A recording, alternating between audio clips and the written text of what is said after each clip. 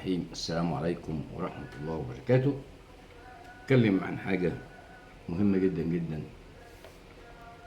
ودي الناس مش واخدة بالها منها بالنسبة لقانون الإيجار القديم بعد تعديله. وبإذن الله اللجنة العامة في ساعات قليلة جدا هتتم الموافقة نهائيا على القانون والتصديق عليه، وبإذن الله يبقى ساري المفعول من بعد نشره في الجريدة الرسمية.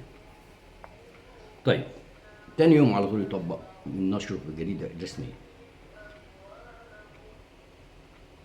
قلنا القانون فيه ظلم جامد جدا للملاك.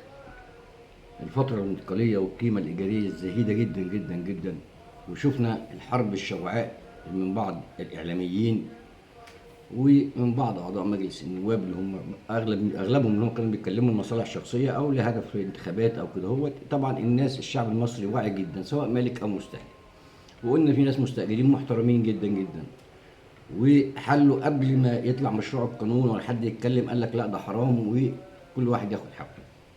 وفي ناس معدمين مستأجرين مش هيقدروا ولا عندهم بديل ولا عندهم قيمة إيجارية يقدروا يدفعوها. دول يعني بيتمنوا القانون يتطبق، إن عايشين في أماكن لا تصلح للإعاشة.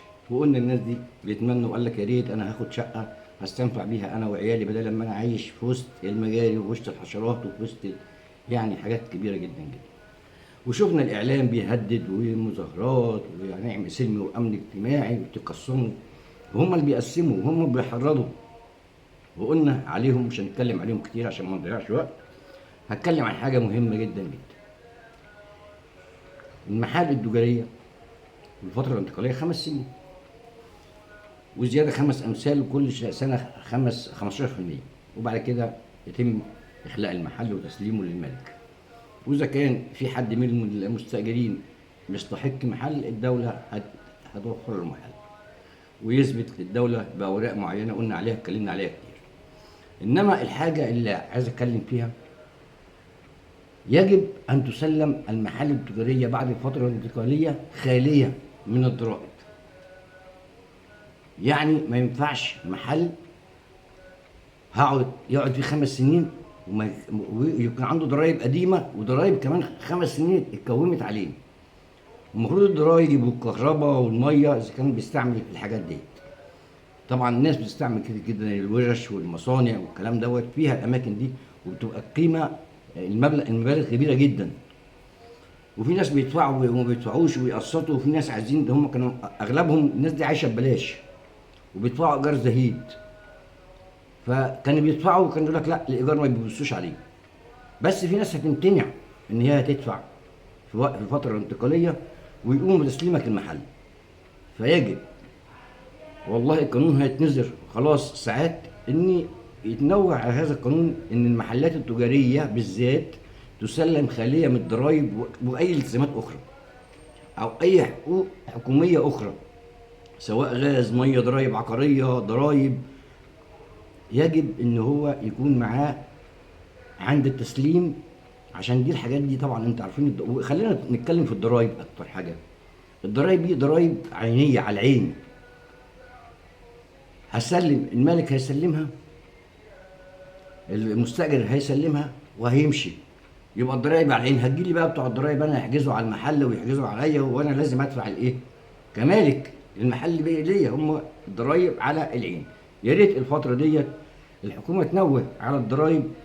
وطبعا هنتعب الملاك شوية، يروح يولج على المحلات اللي هو يستلمها من قبلها ب6 اشهر قبلها بسنه ويقدم طلب عشان ينزلوا يعملوا معاه مقابله وياخدوا الضرايب عشان الضرايب ما تجيش على المحلات. ده والله الموضوع ده يا جماعه الملاك ناس محترمه جدا فكروا في الموضوع ده. قال لك طب هناخد المحلات، احنا فتره انتقاليه كبيره جدا وفيها ظلم لينا، دي اعانه ليهم وهم بيكسبوا بسعر اليوم، في منهم مش هيدفعوا ضرايب، فالضرايب هتبقى على المحل هيتبهدل هنا الملاك. فواحد والله يعني هو واحد يعني مشاهد ومالك بيتكلم بيقول يا ريت قال لك أن ينص القانون أن يكون تسليم المحال التجارية خالية من الضرائب، لأن المحلات في أي تاريخ يكون مستحق عليها ضرائب لا تقل عن يعني من سنوات سابقة كمان قبل الخمس 8 سنين اللي هم الفترة الانتقالية. ومصلحة الضرائب تترك المستأجر الماسك في المحل الماسك في المحل أو العامل في المحل العميل معها، مع ان المستاجر هو الممول الذي اكتسب الدخل الذي فرضت عليه الضرائب، يعني هو اللي كسب، عشان كده عملوا عليه ضرائب. وهذا من عجائب وزارة المالية، يعني مش عايزينها تبقى حاجة من العجائب يعني. فيجب وزارة المالية ان هي تحدد وتعرف. بس برضو بقول المفروض المستأجر من نفسه بيدفع ضرائب ويدي مصالحة، انما في ناس عندها بدائل، او مش هتعمل ضرايب او مش هتعمل حاجه وهتمشي وهتسيب الايه المكان للمالك، هينزل بقى الضرايب يحجزوا ويعملوا الاجراءات. فيا ريت وزاره الماليه تكون متخذه الاجراءات اللازمه عند اخلاء المحلات اللي هي بعد الفتره الانتقاليه تكون خاليه من الضرايب، وما يجوش بعد كده على الملاك. كفايه المالك اللي بيعاني تاني هخليه يعاني اكتر. فطلب ان ينص في القانون على ان تسلم المحال التجاريه بعد الفتره الانتقاليه خاليه من الضرايب او اي حقوق او التزامات لاي جهه حكوميه. دي حاجه. تاني حاجه، طب ازاي الكلام ده هيتطبق؟ فانا بقول للمستاجر، انت عارف العماره بتاعتك وعارف ان انت عندك 5 6 محلات هتاخدهم، او عندك محلين او محل هتاخده، فيجب عليك اختار الضرايب رسمي، ويتوفر هذه الاجراءات رسميه، وتطلب ان هم ينزلوا يحاسبوه، عشان لو عدى مده معينه ولو مشي انت معاك ما يثبت ان انت قدمت، وهم اللي تقاعسوا ما نزلوش، فهنا ما يقدروش يطلبوا منك ضرايب ولا يجوا جنب المحل بتاعك. يا ريت نعمل ده، حاجه مهمه جدا جدا جدا. يجب تسليم المحال التجاريه خاليه من الضرائب. موضوع مهم جدا جدا، موضوع شائك جدا جدا، موضوع الناس بتتكلم عليه كتير جدا جدا. قلنا الملاك موافقين وما اتكلموش، رغم ان الفتره الانتقاليه 7 سنين للوحدات السكنيه والعقارات الآلة للسقوط. قلنا عايزين برضو يبقى في يخلص مسؤوليه المالك في حاله الفتره الانتقاليه.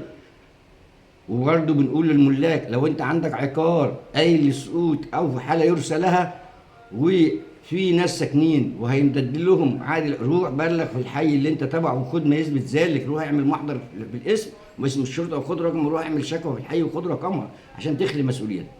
فبالنسبه للمحال التجاريه مهم جدا جدا ان تسلم المحال التجاريه بعد الفتره الانتقاليه اللي هم 5 سنين خاليه من الضرائب. وقلنا المالك هيعمل ايه، ومفروض ان ينص القانون على ذلك، او في المذكره التفسيريه او الشرح في القانون او اتخاذ الاجراءات ان يكون موضوع الضرائب يعني